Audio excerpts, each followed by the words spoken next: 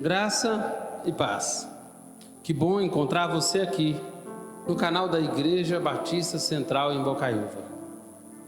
Hoje é Páscoa e a Páscoa traz consigo um paradoxo. Paulo, escrevendo aos Romanos, diz: quando vocês eram escravos do pecado, estavam livres da justiça. Que fruto colheram então das coisas às quais vocês agora se envergonham? O fim delas é a morte. Mas agora que vocês foram libertados do pecado e se tornaram escravos de Deus, o fruto que colhem leva à santidade e o seu fim é a vida eterna. Pois o salário do pecado é a morte, mas o dom gratuito de Deus é a vida eterna em Cristo Jesus nosso Senhor. Páscoa, do hebraico Pessah, o Pessah, significa passar por cima ou poupar. É a festa da libertação, tanto para os judeus como para os cristãos. Eles celebram a libertação do Egito e nós a libertação do pecado. Através do sangue do Cordeiro de Deus, Jesus Cristo, que tira o pecado do mundo, nós conquistamos a nossa liberdade. Tal vitória é que os cristãos celebram todos os domingos, e especialmente neste domingo de Páscoa. Há, porém, um paradoxo na conquista que nós celebramos na Páscoa. Fomos libertos do pecado para nos tornarmos escravos de Deus. Então, que vantagem há nessa libertação que em Cristo Jesus os cristãos recebem? Para compreendermos e celebrarmos o paradoxo da Páscoa, nós precisamos nos aprofundar nas 3 afirmações que Paulo faz no texto que inicialmente nós lemos. Elas são as seguintes: éramos escravos, mas estávamos livres. Estamos livres, mas somos escravos. Deus nos libertou, mas não merecíamos. Éramos escravos, mas estávamos livres. Contrário do que pensa a maioria, não há homem nem mulheres livres. Todos são escravos do pecado. Escrevendo aos cristãos da cidade de Roma, Paulo disse: irmãos, quando vocês eram escravos do pecado, o que significa que nós não éramos donos de nós mesmos. Quem mandava em nós era o pecado. Mas o que é pecado? O N. Gruden, em sua teologia sistemática, define o pecado da seguinte maneira: pecado é deixar de se conformar à lei moral de Deus, seja em ato, uma ação, seja em atitude, orientação ou intenção, seja em natureza, caráter íntimo, essência do que somos. O que significa ser escravo do pecado? Ser escravo do pecado não significa que ele obriga alguém a fazer o que ele ou ela não deseja. O senhor pecado é muito mais sutil do que você imagina.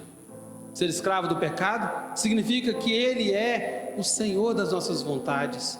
Ele nos escraviza, inclinando os nossos corações para todo tipo de mal, todo tipo de cobiça e de obras da carne.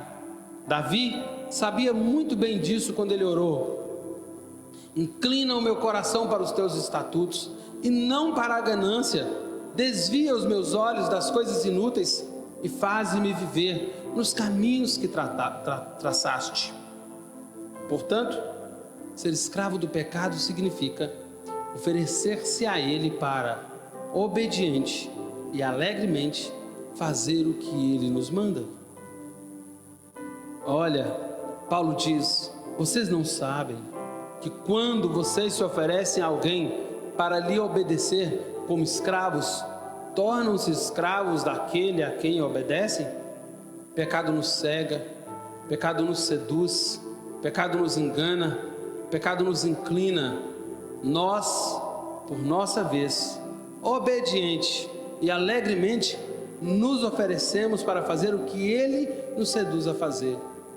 O pecado escraviza a nossa vontade e batalha dentro de cada um de nós, inclinando-nos para o mal.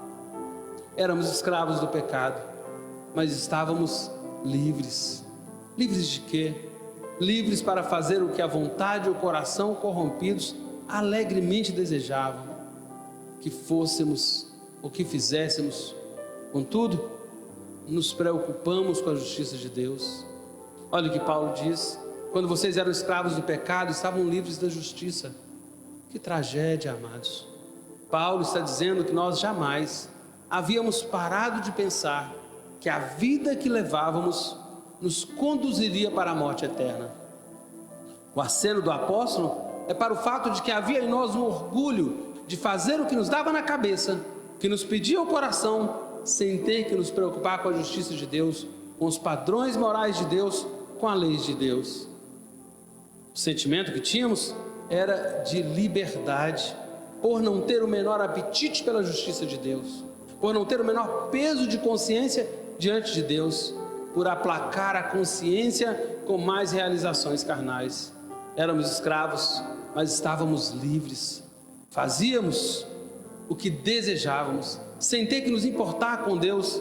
Então, qual é o problema com aquela velha maneira de viver? Paulo responde: que fruto colheram então das coisas das quais vocês agora se envergonham? O fim delas é a morte.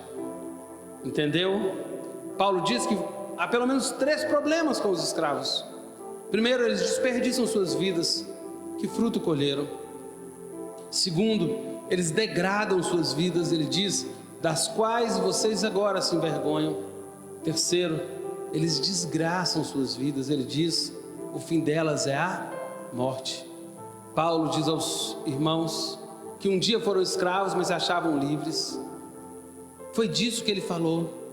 Ele dá alguns detalhes de como eles desperdiçaram, degradaram e poderiam ter encerrado suas vidas da pior maneira, caso não tivessem sido libertados em tempo pela graça de Deus.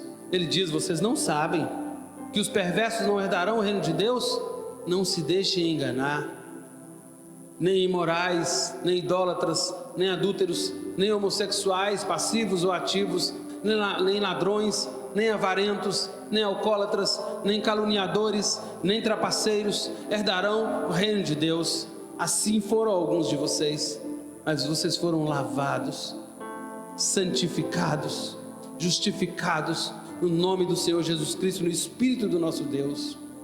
O primeiro paradoxo da Páscoa que Paulo nos apresenta é que éramos escravos, mas estamos livres. Fazíamos o que desejávamos sem, no entanto, dar a mínima para a justiça de Deus.